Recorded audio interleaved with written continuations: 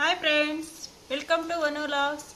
ನಾವು ಇವತ್ತು ಮಾಡುವ ರೆಸಿಪಿ ಎಂದರೆ ಬೀಟ್ರೋಟ್ ಪಲ್ಯ. ಈ ಬೀಟ್ರೋಟ್ ಅನ್ನು ಮೊದಲು ಚಾಕುನಿಂದ ಮೇಲೆ ಇರೋ ಸಿಪ್ಪೆಯನ್ನು ತೆಗಿಬೇಕು. ತೆಗೆದ ಮೇಲೆ ಈ ಥರದಿಂದ ಸಣ್ಣಗಿರೋದ್ರಾಗಿಂದ ತುರಿಬೇಕು. ನೋಡಿ, ಹೀಗೆ 3 ಗಡ್ಡೆನೂ ಕ್ಲೀನಾಗಿ ತುರ್ಕೋಬೇಕು.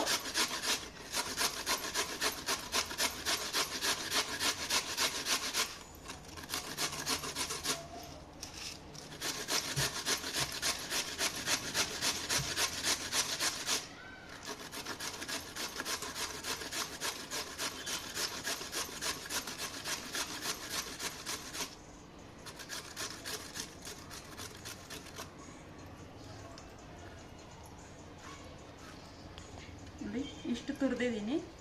ಇವಾಗ ಇದನ್ನು ಒಗ್ಗರಣೆ ಹಾಕೋಣ. ನೋಡಿ, ಈ ಥರ ಸಣ್ಣಗೆ ತುರ್ಕೋಬೇಕು.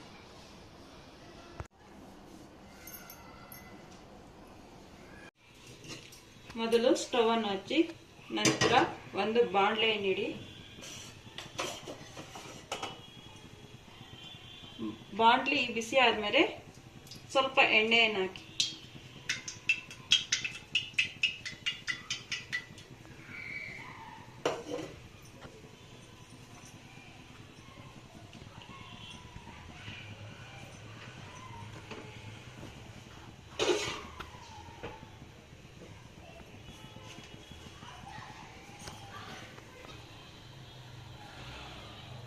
ಎಣ್ಣೆ ಬಿಸಿಯಾದ ಮೇಲೆ ಸಾಸಿವೆ ಹಾಕಿ.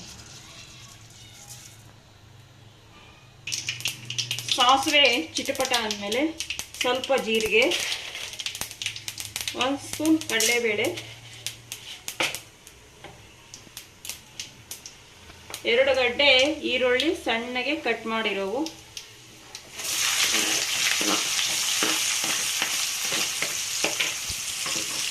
ನಂತರ ಸ್ವಲ್ಪ ಕರಿಬೇವು, ಇವೆಲ್ಲ ಹಾಕಿ ಮಿಕ್ಸ್ ಮಾಡಬೇಕು.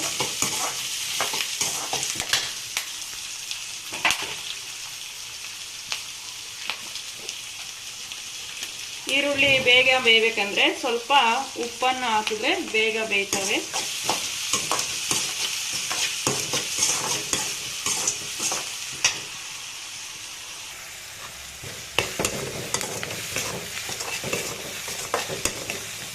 ಈರುಳ್ಳಿ ಕೆಂಪು ಬಣ್ಣಕ್ಕೆ ತಿರುಗೋವರೆಗೂ ಫ್ರೈ ಮಾಡ್ತಾ ಇರಬೇಕು.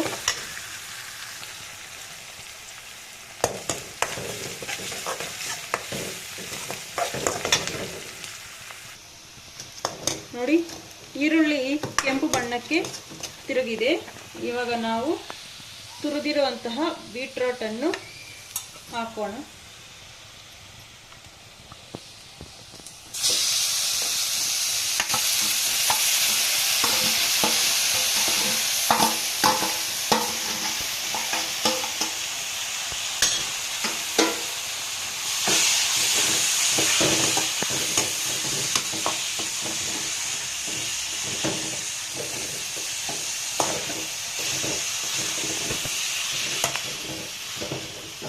ಈಗ 1 ನಿಮಿಷ ಕಾಲ ಲೋ ಫ್ಲೇಮ್ ಆಗಿ ಇಟ್ಬಿಟ್ಟು ಸ್ವಲ್ಪ ಬೇಯಕ್ಕಿಡೋಣ.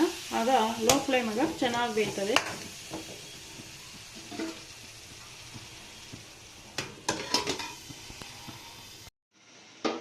ನೋಡಿ, ಇವಾಗ ಬೆಂದೈತೆ. ಇದಕ್ಕೆ ನಾವು ಇವಾಗ ಸ್ವಲ್ಪ ಧನಿಯಾ ಪುಡಿ, ಸ್ವಲ್ಪ ಖಾರದ ಪುಡಿ,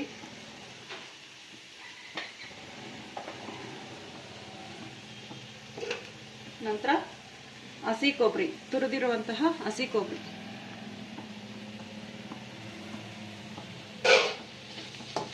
ಹಾಕಿ ಚೆನ್ನಾಗಿ ಮಿಕ್ಸ್ ಮಾಡ್ಕೋಬೇಕು.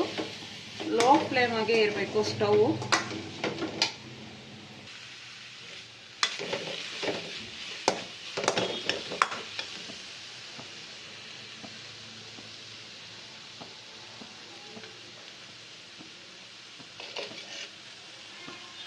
ನಂತರ ಸ್ವಲ್ಪ ಕೊತ್ತಂಬರಿ ಸೊಪ್ಪು ಹಾಕಿ ಚೆನ್ನಾಗಿ ಮಿಕ್ಸ್ ಮಾಡಬೇಕು.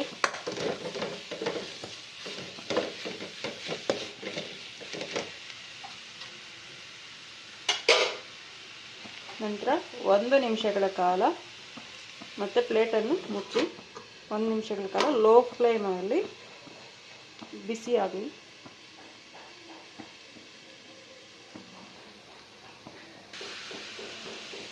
ಈ ಪಲ್ಯ ಚಪಾತಿಗಂತೂ ಸೂಪರ್ ಆಗಿರ್ತದೆ. ಒಂದ್ಸರಿ ದಯವಿಟ್ಟು ಎಲ್ಲರೂ ಟ್ರೈ ಮಾಡಲಿ. ನೋಡಿ, ಈಗ ಚೆನ್ನಾಗಿ ಬೆಂದೈತೆ. ಈಗ ಸ್ಟವನ್ನು ಆಫ್ ಮಾಡಿ. ಈ ಪಲ್ಯ ಎಲ್ಲರೂ ಒಂದ್ಸಲ ಟ್ರೈ ಮಾಡಿ, ತುಂಬ ಟೇಸ್ಟಿಯಾಗಿರುತ್ತೆ. ಈ ವಿಡಿಯೋ ಇಷ್ಟ ಆಗಿದ್ರೆ ದಯವಿಟ್ಟು ಒಂದು ಲೈಕ್ ಕೊಡಿ, ಶೇರ್ ಮಾಡಿ ಆ್ಯಂಡ್ ಸಬ್ಸ್ಕ್ರೈಬ್ ಮಾಡಿ. Thank you friends, bye.